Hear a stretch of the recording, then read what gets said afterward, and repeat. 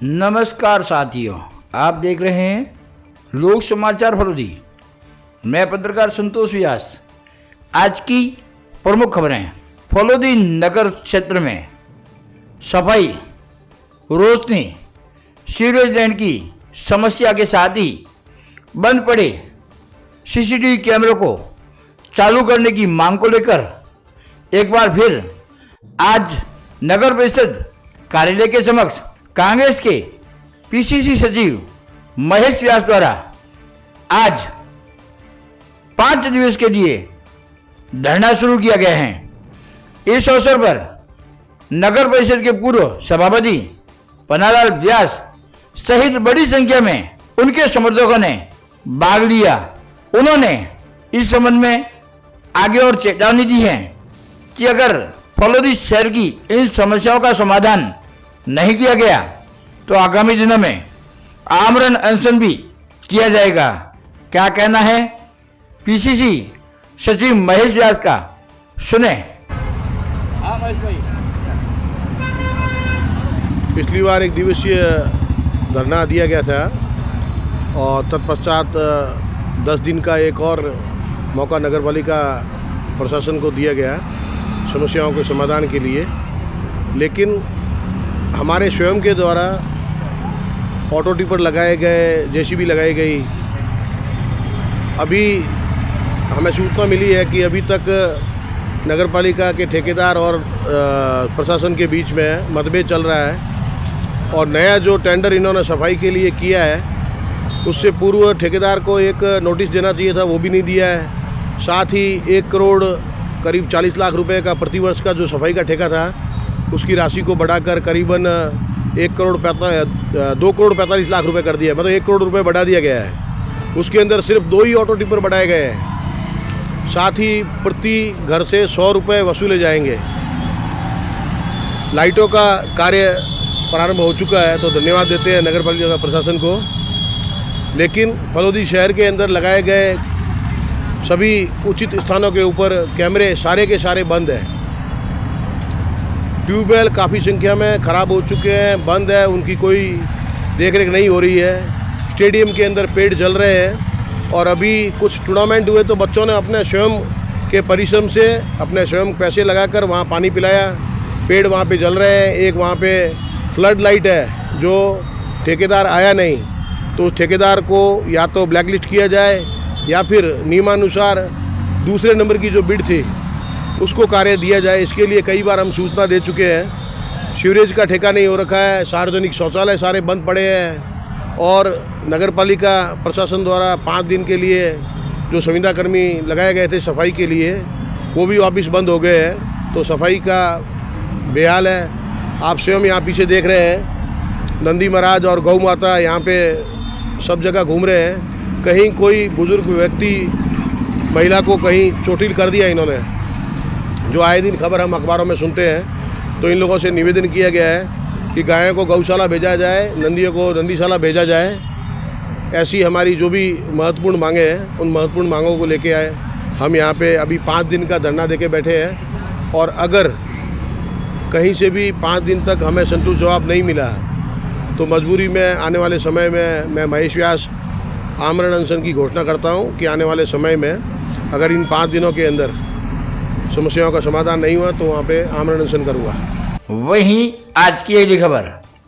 आदर्श विद्या मंदिर उच्च माध्यमिक विद्यालय फलोदी में आज शिक्षाविद संगोष्ठी का आयोजन किया गया, जिसमें सरकारी विद्यालय के प्रिंसिपल, वरिष्ठ अध्यापक, विद्यालय समिति के सदस्य और विद्यालय के प्रिंसिपल ने भाग लिया।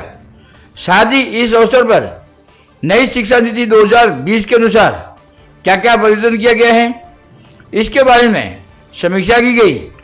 वही कार्यक्रम का संचालन विशंबर धानवी मॉडल स्कूल प्राथमिक विभाग के प्रिंसिपल ने किया। उसमें मुख्य अतिथि अवनीश भटनागर, विद्या भारती राष्ट्रीय उपाध्यक्ष और विद्यालय समिति के अध्यक्ष धनसुख टरू, मुख्य अतिथि वरिष्ठ अध्यापक माणकलाल जिनकर रहे, जिसमें मुख्य वक्ता अवनीश भटनागर ने नई शिक्षा नीति के अंदर क्या क्या बदलाव किया गया है उसके बारे में विस्तार से जानकारी दी। वहीं अंत में विद्यालय समिति के अध्यक्ष धनसुख टरू द्वारा धन्यवाद व आभार प्रकट किया गया। वहीं आज की अगली खबर, आंखों की जांच के लिए सुप्रसिद्ध जोधपुर में स्थित हॉस्पिटल ताराबाई देसाई हॉस्पिटल व अल अब्बास एजुकेशन सोसाइटी के साथ ही रोटरी क्लब के संयुक्त प्रयास से पीएम श्री सीनियर स्कूल के 900 विद्यार्थियों की आंखों की जांच कर उन्हें परामर्श दिया गया। नेत्र रोग विशेषज्ञ डॉक्टर संजय देसाई ने कहा कि हर विद्यार्थियों की आंखों की जांच होनी चाहिए। वहीं आंखों की रोशनी सही समय पर जांच नहीं करवाने पर जटिल हो जाती है। उन्होंने बताया कि 900 विद्यार्थियों की आंखें जांच करने के उपरांत उनमें से 20% बच्चों की आंखों में दोष पाया गया है, जिसका कारण मोबाइल ज्यादा देखना व नजदीक बोर्ड के ज्यादा नजदीक बैठने व ज्यादा दूर बैठने वाले छात्रों की आंखें निश्चित रूप से कमजोर पाई जाती हैं। उन्होंने बताया कि आज 34 दृष्टि कमजोर विद्यार्थियों को चश्मे उपलब्ध कराए गए हैं। डॉक्टर संजय देसाई ने बताया कि हॉस्पिटल द्वारा 5000 विद्यार्थियों की आंखों की शीघ्र जांच की जाएगी। वह 1 नवंबर को बलदेव नगर स्कूल में कैंप का आयोजन भी होगा। उन्होंने बताया कि आवश्यकता अनुसार चश्मे दवाई उपलब्ध कराई जाएगी। वहीं आज की अगली खबर, पर्यावरण के प्रति जागरूकता का एक और उदाहरण साक्षात देखने को उस समय मिला जब वृक्ष मित्र के दाह संस्कार से पहले उनकी बेटियां और बेटों ने पौधारोपण करके फिर बाद में उनका अंतिम संस्कार किया। पेड़ पौधों की जोत जगाने वाले की अंतिम विदाई में पर्यावरण का भी संदेश देखने को मिला।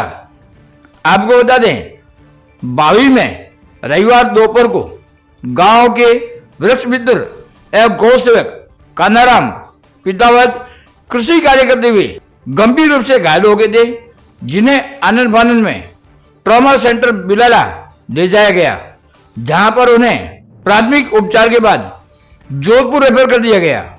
वहीं जोधपुर एम्स में इलाज के दौरान उनकी मृत्यु हो गई। आपको बता दें, कानाराम पितावर के निधन के समाचार सुनते ही गांव में शोक की लहर छा गई। वहीं आज सोमवार को उनके अंतिम संस्कार के दौरान ट्री मैन के नाम से विख्यात गोविंद शिवरी की पहल पर दाह संस्कार से पहले शमशान भूमि में ही उनकी तीनों बेटियां लक्ष्मी, सावित्री, दिव्या व उसके भाई कैलाश पितावत व जयंत चौधरी के द्वारा 3 पौधे लगाए गए। साथ ही ट्रीमैन के भाई बाबूलाल सिरवी के निधन पर भी उनके बेटे सुमेर और माधव सिरवी ने भी 3 पौधे लगाकर उनके पिता को श्रद्धांजलि दी। वही कानाराम पितावत पौधों से बहुत ही प्रेम किया करते थे। उनको ध्यान में रखते हुए यह पहल की गई है। इस दौरान ट्रीमैन गोविंद सिरवी ने कहा कि बिलाला क्षेत्र में पर्यावरण के प्रति जोश जगाने वाले कानाराम पितावत को हमेशा याद रखा जाएगा। वही पर्यावरण के प्रति उनके समर्पण को कभी भुलाया नहीं जाएगा। आपको बता दें कि कानाराम जी पर्यावरण के साथ साथ गौ सेवा भी किया करते थे। वह हर अमावस्या और पूर्णिमा को अपने निजी ट्रैक्टर से गांव में फेरी देकर गायों के लिए रोटियां, गुड़ इत्यादि इकट्ठा करके गौशाला में पहुंचाया करते थे। वही दाह संस्कार से पहले पौधे लगाने की पहल हालांकि पहले भी चली आ रही थी, जिन्हें लगातार आज जारी रखा गया। आपको यह भी बता दें कि बिलाला क्षेत्र में किसी भी तरह के आयोजन पर ट्रीमैन गोविंद सिरवी द्वारा पौधे भेंट करते हुए आपको नजर आ ही जाते हैं।